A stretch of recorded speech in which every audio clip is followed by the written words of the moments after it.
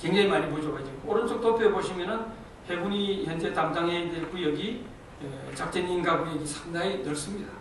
그래서 이 넓은 작전 인가 구역을 또 다 방어해야 되고, 또 독도 2호도에도 또 함정을 보내야 되고 하기 때문에 해군 입장에서는 북한을 방어하기 위해서는 또 작은 배들이 필요하고, 또 중국이나 일본하고 문제가 생겼을 때는 또 큰 배가 필요하고 하기 때문에 해군이 현재 가지고 있는 저 병력 가지고는 상당히 어렵다.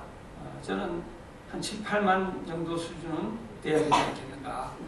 그리고 북한 잠수함에 대해서는 현재 우리가 대응 능력이 없기 때문에 미국 핵잠수함을 한반도 주변에 이렇게 배치하는 방법도 하나의 방법입니다.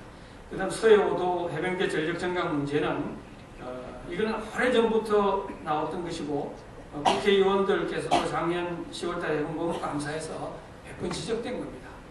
지금 노무현 정부 시절에 지금 서해 5도의 병력이 한 4,000명 수준인데 이걸 800명 수준으로 자르겠다. 이렇게 그 국방계 2020이 나와 있습니다. 마침 작년 6월달에 이걸 2020년 이후로 이렇게 연기한 걸로 되어 있습니다만, 여하튼 그 보면은 서해 5도 병력을 많이 줄이는 계획이 2020년이 되어 있습니다만 지금 현재 상황으로서도 매우 부족하다. 그래서 저는 포항에 있는 1해병사단을 일부러 정리하고 또 추가로 평택지구에 해병사단을 창설하는 문제, 이건 검토를 해야 된다. 제가 뭐 의견입니다만, 그리고 지금 현재 북한의 급변 사태가 생겼을 경우에 평양 쪽으로 해병대 병력이나 우리 특전사 병력이 들어가야 되기 때문에 지금 현재 능력이 없지 않습니까? 그러니까 오키나와에 있는 해병대 병력을 일단 평택 쪽으로 옮기는 방법도 검토할 필요가 있다, 저렇게 생각합니다. 그리고 이제 가장 큰 문제는 마지막으로 이 문제입니다. 지금 우리 군이 왜 이렇게 됐는가? 지금 북한에 비전 투혼을 보내면서도 지원자를 받아서 보냅니다. 그러니까 우리가 옛날에 베트남전에 가가지고 살했지 않습니까? 그러나 지금은 아프간전에 공병이라든지 의무병력을 보낸데도 근체부대를 못 보내고 너 지원자 와라. 그래가지고 서약서 받는 거죠. 너 죽어도 이야기하지 않는다.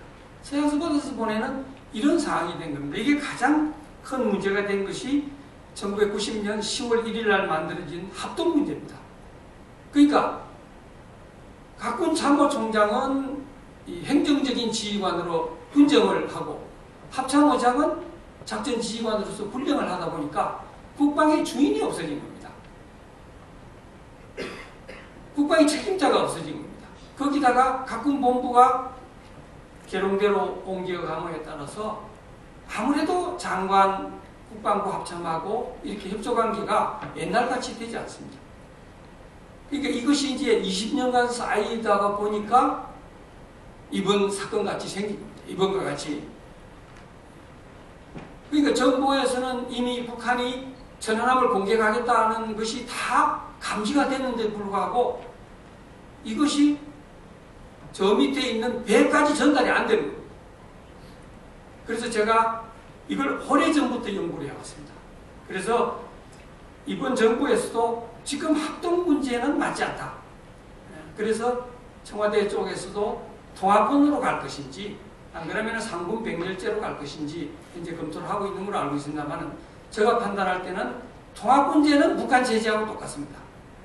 그래서 제가 생각할 때는 상군 병렬 체제로 가는 게 맞다.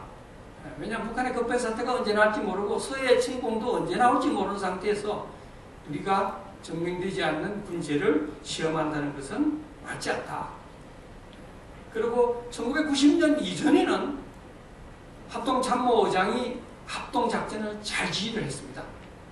각군 총장이 작전 지휘권을 갖고 있는 상태에서도 합동작전은 합참의장이 다 했습니다. 한번 여러 선배님들 아십니다만 연합사가 시행된 1978년도부터 1994년도까지는 북한의 도발이 하나도 없었습니다. 왜 그러냐? 이게 국방력 건설도 잘 되고 작전 지휘도 잘 되고 합동작전도 가장 잘 됐습니다. 근데 90년대 합동 문제가 만들어지고 94년도에 우리가 팽시작전권을 가져오고 난 이후 96년도부터 4호급 잠수함이 내려오고 6호급.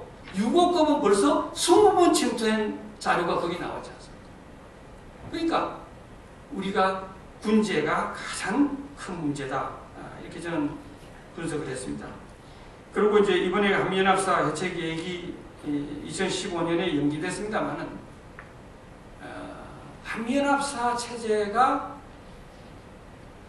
폐기 쪽으로 가야지 이걸 연기로 가면 안 됩니다. 이번에 사실 참 우리가 한미연합사가 없으면은 우리가 이런 위기를 극복할 수가 없습니다.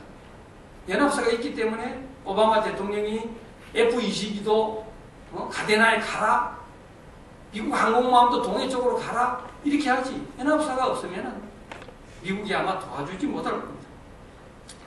그래서 저는 이번 천안함 피격 사건이 우리한테 안보 경보를 보내고 있다. 지금 30% 믿고 안 믿고 이게 문제가 아니고 2012년에 아까 우리 유동일 박사님 말씀하셨는데 2012년이 강성대국 아닙니까? 그러니까 한국 전체를 못 먹으면 서해 오더라도 가져가겠다 이런 뜻입니다. 저는 바다에서 오랫동안에 NLL 작전을 해봤기 때문에 이게 아주 몸에 와서 딱 붙습니다. 2012년에 서해 오도에서 뭐가 나겠구나.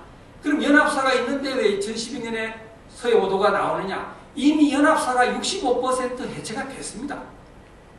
그래서 제가 긴 말은 못 드립니다만은 연합사가 65% 해체가 됐기 때문에 미국 잠수함이 서해에서 그동안에 우리를 도와주지 못한 거 아닌가. 저는 천안함이 저렇게 그냥 순간적으로 나간 이유가 그거 아니겠느냐.